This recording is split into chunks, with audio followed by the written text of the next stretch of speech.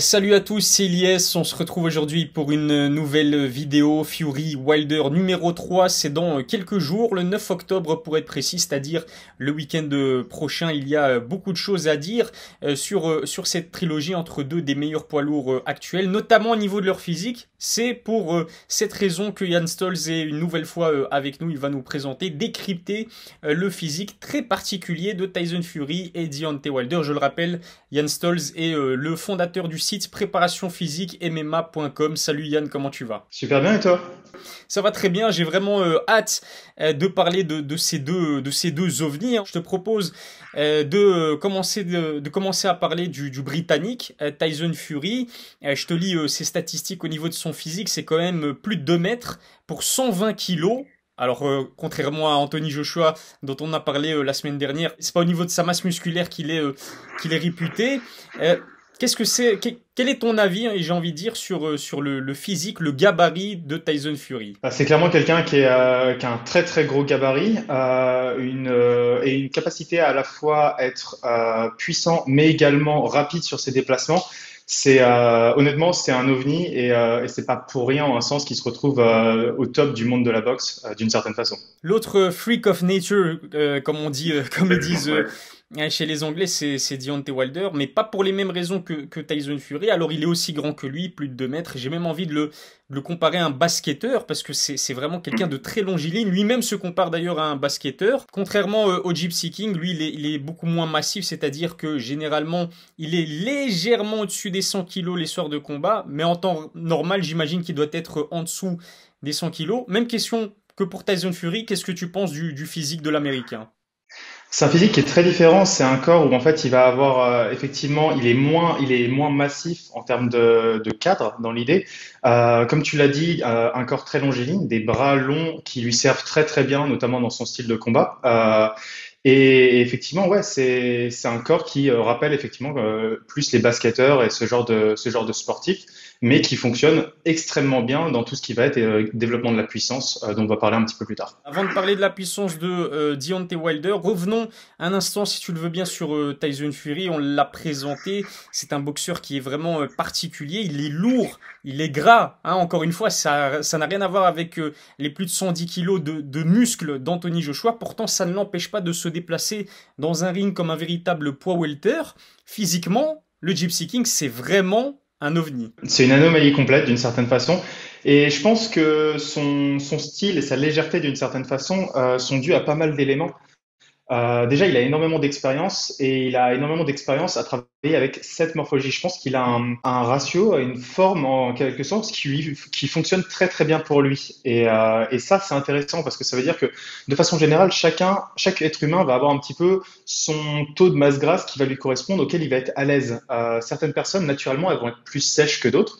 Je pense que lui, en fait, avec son expérience, avec tout le temps qu'il a passé, il a trouvé un gabarit, une taille, une morphologie qui lui correspond, où il se sent bien, il se sent efficace, il a de l'énergie, il est performant. Et en fait, en ayant une connaissance de son corps et en ayant travaillé avec cette graisse, on va dire, depuis des années, ben en fait, il est juste performant à ce poids-là. Et en plus de ça, il a un entraînement qui lui correspond à ce niveau-là. Je pense qu'il travaille pas enfin, spécifiquement, par exemple, sa puissance musculaire, comme on avait pu le voir avec Joshua, mais plutôt sa vitesse, avec des entraînements assez spécifiques à la boxe, avec des exercices de renforcement musculaire plutôt poids du corps, du travail un petit peu sur des séries longues qui font qu'il n'a pas des jambes qui vont être, je crois que c'est lui-même qui le disait, des jambes d'un cheval de trait, mais plutôt des jambes d'un cheval de course. Et je trouvais l'analogie vachement intéressante parce que ouais, son but c'est pas de se créer le corps le plus massif possible. C'est pas en tout cas la stratégie que lui il conçoit pour être performant. Au contraire, il se dit ok, naturellement, je suis quelqu'un de fort, je suis quelqu'un qui a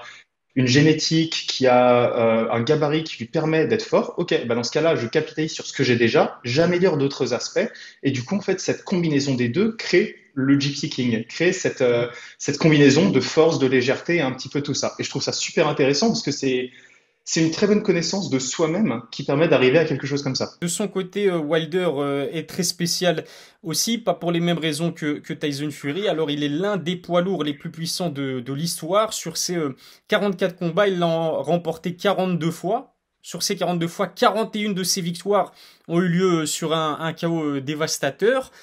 Pourtant, quand on le compare aux autres poids lourds, il est relativement léger quand même, le Bronze Ouais. Bomber. C'est-à-dire, comme je le disais, soit légèrement au-dessus de 100 kilos, soit légèrement en dessous. Sa puissance phénoménale, elle vient d'où? Bah déjà, la puissance, c'est quelque chose qui est extrêmement complexe. C'est un mélange de plein de paramètres dans un instant donné T. Parce qu'en fait, ça va être un mélange de technique, de poids, d'un système neuromusculaire qui va être explosif, d'un timing et d'un temps de réaction incroyable pour choper le bon moment et généralement le menton de la personne.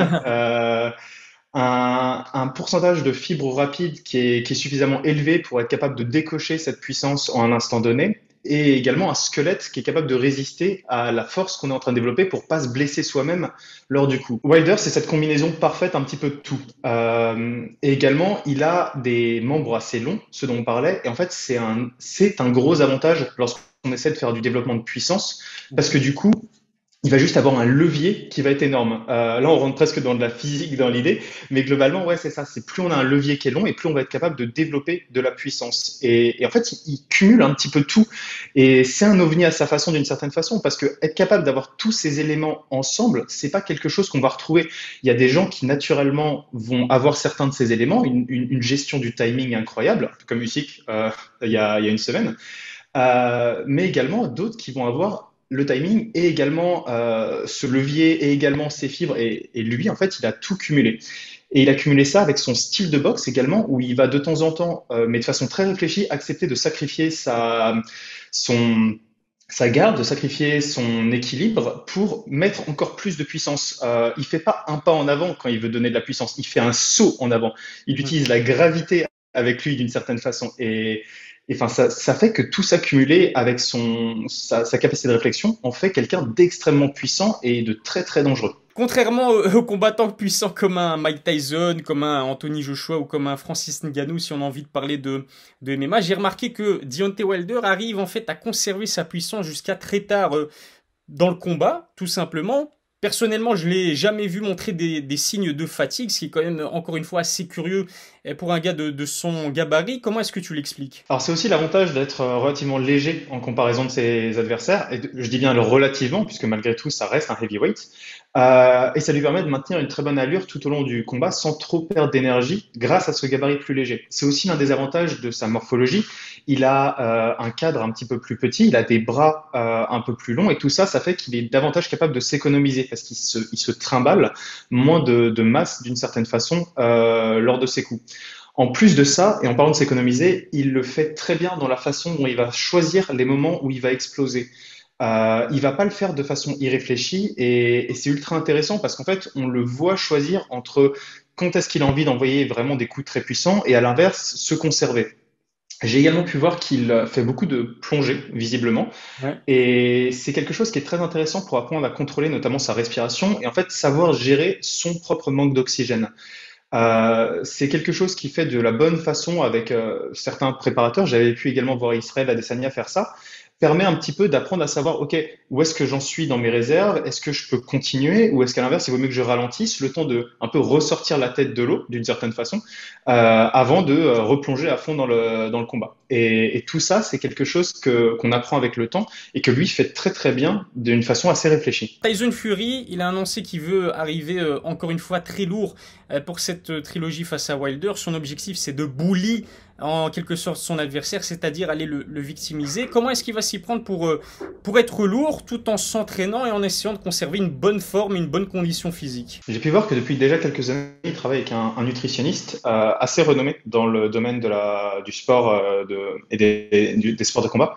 Et je pense que c'est le choix parfait en fait dans ce cas-là, parce que du coup, il a quelqu'un qui s'y connaît et qui va pouvoir lui donner les apports nutritifs dont il a besoin pour à la fois performer, pour gérer tout ça. En gros, c'est une quelle personne qui va savoir doser les protéines afin de conserver ou augmenter la masse musculaire, qui va pouvoir doser les glucides afin d'avoir de l'énergie pour les combats et doser les lipides afin de permettre une meilleure récupération du corps. Alors, c'est très grossier comme image, mais c'est une personne qui en fait comprend les implications de chacun de ces éléments, comprend un petit peu ce qu'il faut donner, et du coup, il va pouvoir gérer. Par exemple, mettons Fury lui dit, bah, demain j'ai un gros sparring, ok, il n'y a pas de souci, on va augmenter les glucides, on va gérer ça, tu vas être en bonne condition pour faire ça.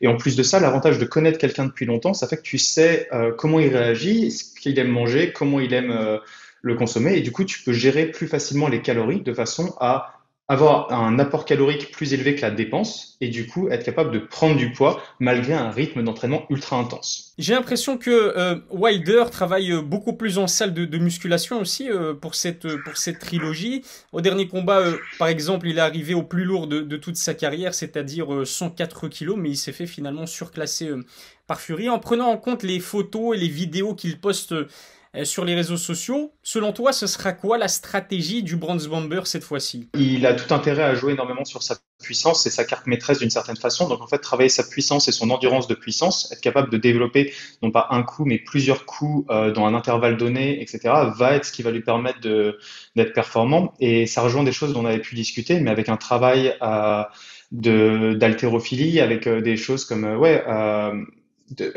d'haltérophilie, mais également par exemple des jump squat lestés et tout un tas de choses comme ça qui vont être extrêmement efficaces pour lui permettre de vraiment performer et d'avoir en fait encore plus. En gros, mettons à son niveau, s'il gagne par exemple 10%, c'est énorme, mais s'il gagne 10% de puissance sur chacun de ses impacts, ça fait une différence monstrueuse. Et du coup, c'est le genre de truc où, selon moi, il va être capable d'être extrêmement performant parce que s'il a travaillé ça, s'il est encore plus explosif, chacune des opportunités qu'il va trouver vont être encore plus dévastatrices. Ce qui est sûr, c'est que ça va se finir sur un chaos, hein, d'un côté comme de l'autre. Alors Yann, j'ai Je envie de pense. terminer sur une question, on va dire, un peu plus générale. On peut remarquer très clairement que les poids lourds modernes sont de plus en plus grands et imposants physiquement, hein, surtout quand on les compare aux précédents grands champions. Mike Tyson, 1m78, c'est quand même petit pour sa catégorie. Mohamed Ali, qui à la base est un light heavyweight. Joe Frazier, même chose, ne dépassait même pas le mètre 85, à peine plus de 100 kilos. Rocky Marciano, encore plus loin dans le temps, mais qui n'était même pas au-dessus du mètre 80. Cette explosion au niveau du physique chez les poids lourds modernes, ça aussi, explique-nous, selon toi, c'est dû à quoi en fait? Pour moi, c'est un mélange de pas mal de facteurs. Déjà, on a les avancées de la science. D'une certaine façon, il y a 40 ans, les combattants étaient accompagnés d'un coach, d'un cutman, d'un cornerman, et puis c'était à peu près tout de façon générale.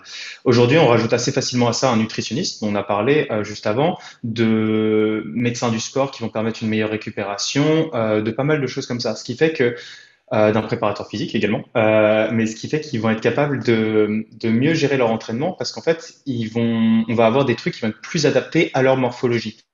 Entraîner un heavyweight, c'est pas forcément quelque chose qui est si facile que ça parce que c'est quelqu'un qui au quotidien va aussi se trimballer pas mal de masse et il faut être capable de gérer avec des bons entraînements qui vont être adaptés, qui vont lui permettre de pas se blesser.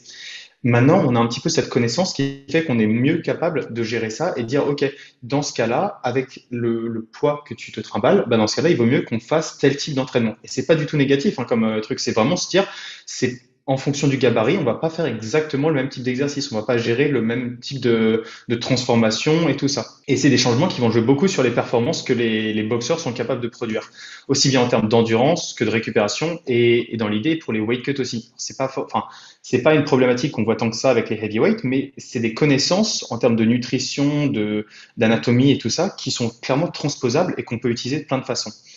Et je pense qu'en dehors de ça, on a également une évolution du nombre de personnes qui pratiquent le sport et de la médiatisation, de l'accès à des salles d'entraînement, qui fait qu'on a un pool de sélection plus élevé. Et donc, ça permet en fait d'avoir des gens qui vont ressortir, qui vont être plus exceptionnels d'une certaine façon. C'est l'évolution qu'on a pu voir, je crois, en basketball dont on parlait, où si je me trompe pas, entre 1950 et 2000 et quelques, les joueurs sont passés de 1m95 à 2m5. Ça fait 10 cm. C'est pas l'évolution des humains. On n'a pas pris 10 cm.